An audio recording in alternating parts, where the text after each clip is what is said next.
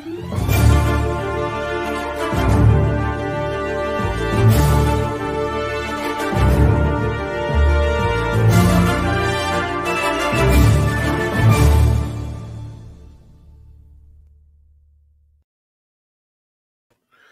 again, wrestling fans, and welcome to another edition of the Scumbags Prediction League. We are just hours away from a double shot weekend with SummerSlam happening on a Saturday and also NXT 36 happening on Sunday. Kind of reverse of what we normally used to, where Takeover usually outshines the main roster on the Saturday, and the main roster has to pull up their socks and try and compete with them on Sunday. But we're changing it around because SummerSlam is happening on Saturday, probably because of the booking schedule in Las Vegas with Alliance Stadium. And so we have to go this different way. So it is Friday afternoon when I'm recording this. We still have not seen the final SmackDown before the event. So if something does change, be sure to check out our website and also any of our social medias to see any changes that come about. But as of this recording, it does appear these are our matches that we have. Just want to remind everybody that we are sponsored by CoolBet, and reminding everybody to play cool or stay cool and play responsibly. We are also going to put up our rules here. 2 tiers of play, $25 for the pro side, where you can win the championship belt, or the free side, where there will be prizes, a prize for the person who gets the most right for the whole weekend. So it's going to be both events. Yeah, the person with the most points is going to get a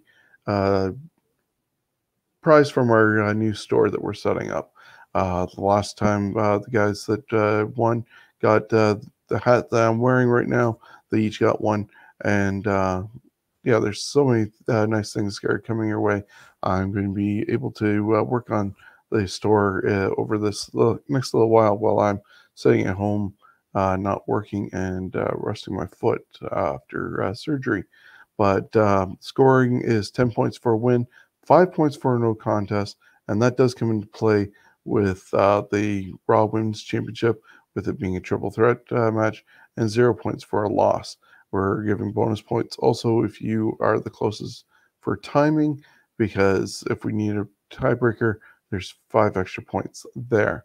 We're doing predictions for WWE, NXT, AEW, Impact Wrestling, and earn points and win prizes. All the details can be found at our website at scumbagswrestling.ca, and some of our prizes are also provided by Pro Wrestling Tees store, where you can go and purchase any of our t-shirts. If you get the Ontario Indie comic book cover, you're also going to be supporting Steven's Wrestling Journey with Sick Kids Hospital research for Curing Malformation. So get out there to our Pro Wrestling Tees store, prowrestlingtees.com/scumbagswrestling, to find out how you can help out Steven's Wrestling Journey. Looking into this weekend, we are going to be talking about, as I said, SummerSlam 2021. It's coming from the Alliance Stadium in Las Vegas. It is the home of the Las Vegas Raiders, and I love that stadium. It's so amazing to see. Can have a roof open, roof closed. Unfortunately, it looks like because of COVID issues, the state of Nevada are mandating that everybody in attendance is going to have to wear a mask. So good luck to everybody. Do what you need. And yeah, it's just crazy out there. Looking at some of the matches that are happening on the show, include the United States Championship will be on the line after having a bunch of open challenges and basically taking out Carrillo. Damian Priest has stepped up and challenged Sheamus to the United States Championship. Sheamus has held that belt really well, I think, and has represented the title good. It's a nice payoff for a guy who's been around for a long while and had a couple things change on him with bookings during the whole Drew McIntyre title reigns. Even a really good feud with his close friend Drew McIntyre last year. But him holding the championship right now, I have liked, but I also think it's time for Damian Priest to step up. The Archer infamy needs to have this win to solidify himself as somebody climbing the rankings and eventually getting into that main event scene. He couldn't almost remind me a little bit of a Scott Hall and Razor Ramon type character for this generation. So I see that title changing with Damian Priest becoming the new United States champion. Now we have the Mysterio family taking on the Usos. Both have been going back and forth. These teams have, and I think they've been planting some seeds with Dominic possibly turning on his dad. As much as Ray said that was possibly a plan at one point, they have enjoyed their teaming together and don't want to do that. Just way he's been holding Dom back and trying to guide him and focus him in his last couple weeks. I don't know. I just see something happening there. It's unfortunate. Heck, even years ago, the custody of Dominic was on the line at SummerSlam as Ray took on Eddie, and Dominic got involved with that. But I just see something happening that's going to cost them not winning the titles, and they seem to have a plan with the bloodline, and so I see the Usos retaining the SmackDown championships at this time.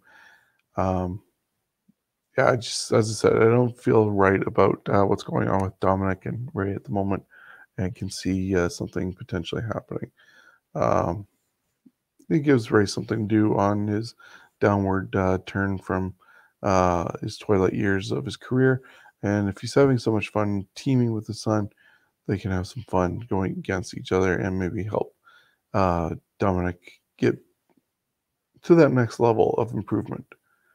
Because he's still very green and only been in front of the crowds a few times since they've gotten back. The Raw Tag Team Championships are going to be online as AJ Styles and Omos are going to defend the titles against RK Bro. A lot of people thought RK Bro was going to end up facing each other at SummerSlam. Instead, Randy Orton was away for a while, came back, and they decided to go with the team, and they're going to have that happening, them challenging for the titles on tomorrow, on Saturday. I don't know how much longer Omos and AJ can just retain those titles. It's not really a compelling storyline, I feel, with them. Omos needs a lot more seasoning, and AJ Styles needs to be in a more high-profile scene than the tag team scene over on Raw. So I think a change needs to happen, and we've seen oddball tag teams together before, so RK Bro with the tag team titles, I can see happening. So it looks like Raw has got at least 2 titles changing in this. A match that will probably be very short, I hope, in a way, unless it becomes something like a handicap match. But Eva Marie with Dewdrop in her corner is going to go against Alexa Bliss. Now, we'll see how fans react to Alexa Bliss still, because there's still a lot of animosity. I don't necessarily think towards her, but just in the general to the company for releasing Bray Wyatt, and she's still carrying on that gimmick. She's done well with it, I will say, but I don't know if it fits anymore without Bray being there. That being said, I think Alexa Bliss should pick up the victory in here. Eva Marie has been very unsuccessful in her return. And of course, with Dewdrop by her side, there's just, yeah, it's more looks than go in this case. And I see Alexa picking up the victory. Of course, there's going to be probably some shenanigans with Lily the doll, because we've already seen Lily wink and also sit up on her own without being touched. So craziness going on with that. Then we had the battle of the 3MB members with Drew McIntyre, the former WWE champion, taking on another former WWE champion who was underappreciated by the fans, unlike how Drew was by the fans. And so jealousy is there between these two. And the henchmen for Mahal are not supposed to be there. I think this is going to be just a quick one, just to get Drew on the card. And I see Drew getting the victory. So there's going to be, there's 10 matches. And I think 2 of them are probably going to end up on the kickoff show. Kickoff show is supposed to be at 7 o'clock, and the show is supposed to be done by 11 for the boxing fight that's supposed to happen with Pacquiao. But I believe I heard that he has a new opponent. So they might not be in a rush to end the show at exactly 11 o'clock like they were planning on, to allow fans to get to the Pacquiao match, because it's not as spectacular as it was planned to be. But we'll have to wait and see what WWE does. It is on their own network, so they can go longer if they want. And with them being on the West Coast, the time change is so much different for them, and they can go out gambling after or whatever they want to do and still have plenty of daylight. 7 years in the making for this match. Seth Rollins, at one point with the Authority, threatened to stomp on Edge, and John Cena had to give in to protect him and allow the Authority to get back into power. But now Edge doesn't need John Cena to defend him. And as we've seen, Edge is back. This should be a great match between these two. If they were both at the same age at the same time, wow. I still think Edge is still at a high level, but I'm not sure if he needs this win. If they keep Seth strong, they could potentially have these two go at it. Seth gets the victory, and in a way of changing Seth to get him into contention for Roman Reigns, they could do a sign of respect and shake hands at the end of the match, and this would be a sign of Seth Rollins turning face and getting into that position. I think Finn Balor will probably be after John Cena, but they'll slowly get Seth into that position where they need to have somebody challenging for Roman next. So I see Seth Rollins picking up the victory in this one. Now, this is the women's Raw match that I said that was going to be where there can be a winner, loser, and a no contest factor in it. And that has Nikki Cross, or Nikki A.S.H, almost a superhero, defending against Charlotte Flair and Rhea Ripley.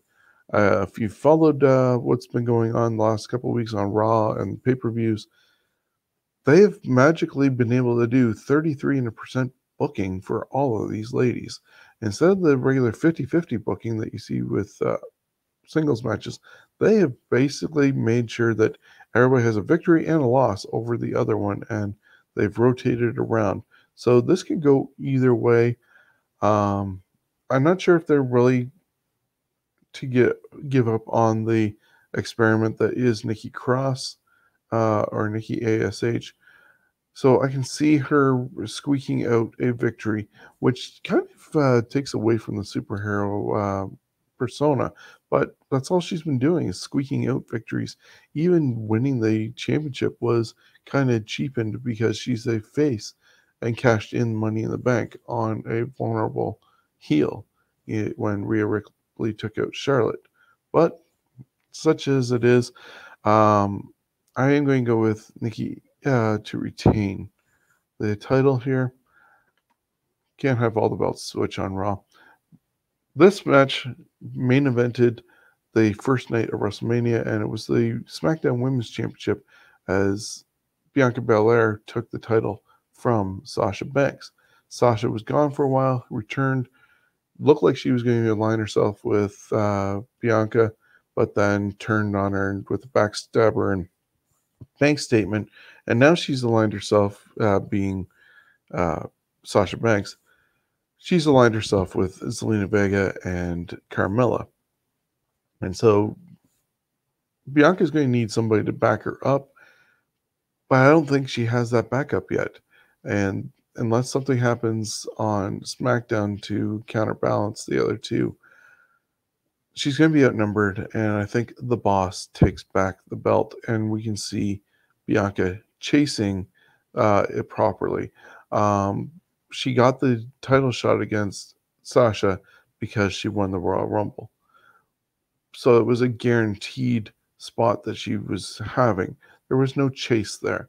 I think they want to build Bianca up more, have her chase after the title, and that's why I'm saying the boss takes back the belt, which would be a first victory. Oh, no, I stand corrected, because Sasha has never won at WrestleMania. Her record's a little bit different at SummerSlam, just like Charlotte has never lost at SummerSlam. She's 4-0, but I think she might finally get her first loss, or she might not even be a factor in the thing. But with this match for the SmackDown Women's Championship, I see the titles switching hands, and the boss has protection with Carmella and Zelina by her side. And the chase and seeing if anybody else will step up from the SmackDown Women's side. There's always Liv Morgan. There is Naomi, who got recently moved over there. Where are they? Where's Shotzi, Tegan? Even Toni Storm is missing right now. So there's a lot of possibilities of people stepping up and helping Bianca in the future, but she has to lose that title first. Then looking over at the main men's titles over on Raw, Bobby Lashley against Bill Goldberg. Goldberg will probably have his son Gage at ringside with him, or in the front row of seats. MVP will be at the side of Bobby Lashley. And I see Goldberg getting his third loss in a row, and helping to establish Bobby Lashley even more as a dominant force. Goldberg has said on the bump earlier this week that he has 2 matches left in him on his current contract. So unless WWE extends it, he said he wants to go against people like Roman and John Cena. So we'll see what happens. But I see this being another loss to Bill Goldberg, and Bobby Lashley retaining the championship. And the final match, we'll see John Cena challenging the head of the table, the tribal chief, Roman Reigns, with his advocate, Paul Heyman, by his side. Actually, the advocate is for Brock Lesnar. And so he's still by his side, holding the title and advising him. But Roman Reigns being challenged by John Cena. They were doing the whole hints at CM Punk, what he did 10 years ago when he took on Cena and blew him a kiss and got away. Last week, they had a tremendous promo between the two. And if they have the reins taking off them, or at least loosened a bit to do this, they have been doing really great promos. I see this match going a long while, but in the end, Cena is going to put over the tribal chief. He's going to retain the championship, and they're going to keep going towards Survivor Series, where it's rumored that The Rock is going to show up and set up stuff with Roman for WrestleMania. So there's a long road for Roman Reigns still to go before he's going to drop that title. And with his cousins, the Usos, retaining the tag team titles, the bloodline is going to remain strong going into the fall. So once again, looking at my picks for SummerSlam, I'm going to switch over to NXT. I have Damian Priest taking the United States Championship. The Usos to retain over the Mysterio family. RK Bro to take the titles from Omos and AJ Styles. Alexa Bliss to get a victory over Eva Marie. Drew McIntyre to get a victory over Jinder Mahal. Though at the same time, if Mahal were to pull it out, this would extend their thing. I know Drew wants to have a longer feud with him, but I got to go with Drew still. Seth picking up the victory here and transitioning towards being a babyface. It's going to be a tremendous match between those two. Nikki A.S.H. squeaking out a victory over Charlotte and Rhea. New women's champion over on SmackDown with the boss Sasha Banks defeating Bianca Belair.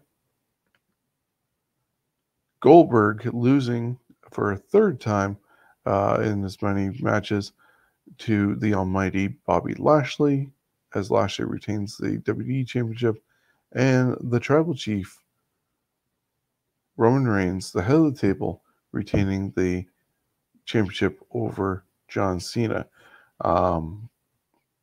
If for some reason Baron Corbin is able to keep that briefcase that he stole from Big E, which I don't know how they can keep that going, I can see Baron trying to cash in, and then Big E will get his briefcase back, but he'll end up losing if there is an attempted cash in by Baron Corbin. Looking at Sunday, NXT 36 is happening. I think it's still at the CWC. Could be wrong. It could be in Vegas in front of fans, but that's happening this Sunday. And we have another challenge by Cameron Grimes for the $1 Million Championship. He's currently LA Knight's butler. He's lost 2 times in a row, not getting the title, and then losing and having become his butler. Teddy DiBiase is stepping in and saying, hey, something has to change. You cannot keep on being his butler. And even put himself on the line as being a butler to LA Knight if Cameron Grimes happens to lose. So there's a lot at stake here, but Cameron Grimes, in this case, I think is going to walk away with the $1 Million Championship and no longer be a butler, though it was a short-lived time between these guys doing this. It would be interesting also to see what happens if Knight does win and DiBiase also needs to be a butler. But I don't know if DiBiase is going to be around long enough to do that. It's nice that he's on screen and doing stuff, but yeah, I see Cameron Grimes winning. Ilija Dragenov is going to challenge Walter for the NXT UK Championship. Walter has held it for well over 860 days, I think, already. He's very undefeated, very hard to take down. They had a tremendous match earlier this year, and they were supposed to have one a few months ago, but Walter's hand was hurt, and now they've scheduled it for TakeOver 36. I think it would be a huge moment for Dragunov to take the title somehow from Walter, and this could be Walter coming to a main roster potential. He's been over in North America for a little while, and could be time for him to make a SmackDown or Raw impact and do something different than ruling over NXT UK. So I can see Dragunov taking the title here. I think it's too early for Raquel Gonzalez to be dropping the title to Dakota Kai. Dakota Kai has recently been put on dark matches on the main roster, and I think even main event. coming up short in matches against Ilija, even though she's the number one contender for the NXT Women's Championship. But this, I think, is going to shut down Dakota Kai, and Raquel Gonzalez will retain, and there'll be a elevation in status for the job of Dakota Kai going to the main roster. So we're going to still have a champion in Gonzalez.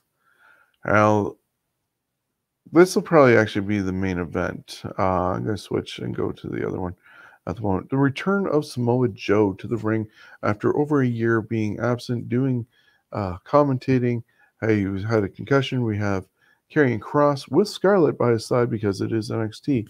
He's going up to the main roster. He had a hiccup with the loss to Jeff Hardy and even one to Keith Lee. Looks like they're finally getting the right focus on him as he dominated Jeff Hardy 2 weeks in a row. But to do that, he needs to drop the NXT Championship, somehow get Scarlett up with him on Raw. But I see Samoa Joe taking the title from Karrion Kross in that matchup.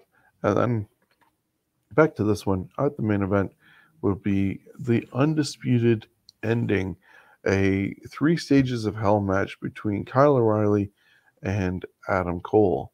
Baby. They announced that the first fall was by Kyle O'Reilly, and it will be a regular matchup. Somehow I see Cole picking up the victory on that one, and Cole's pick was a street fight, and that's where O'Reilly is going to pick up the victory, and Regal ended up picking a steel cage, and they'll bring that down, and the two will battle. Now, there's a lot of talk of where Adam Cole goes from here. Did he sign a contract to stay with WWE? Does he go to the main roster? If he didn't sign a contract, does he go to AEW where his girlfriend is Britt Baker, and also play around with the Forbidden Door and go to other organizations as well, like Impact and Ring of Honor and New Japan Strong in the US, and just get to play around with a career. This match will determine. I think O'Reilly's going to win, and we'll have to see what the future holds for Cole afterwards. But I'm picking O'Reilly with the victory here. So just a quick rundown. Grimes to win and free himself and get the $1 million championship. New champion with Ilija Dragenov taking out Walter. Still champion Raquel Gonzalez. New champion Ian Samoa Joe. Goodbye Karrion Kross. And Kyle O'Reilly picking up the victory with the future of Adam Cole in question. Be sure to stop by our website, scumbagswrestling.ca. Send us your picks for both shows, and the winner of the most points, including the time for each main event, will receive a prize from us. So get your predictions in. You don't have to be a longtime member. You can be a first-timer and have a shot at the prize. This is the ending of our first section of the quest for the title. And at All Out, we start again with points going down to 0. 2 people will advance and wait and go for the finals. So thank you for joining me on this one. We are, as I said, just less than 36 hours away from SummerSlam and then NXT Takeover 32. I want to thank our sponsor, CoolBet, for being a part of all our shows and reminding you to stay cool and bet responsibly. So enjoy this weekend of wrestling. I hope to have a regular show up also this week, but as I said, convalescing right now with foot issues, so we can do what we can do at this point. Thank you for joining me, and enjoy the weekend.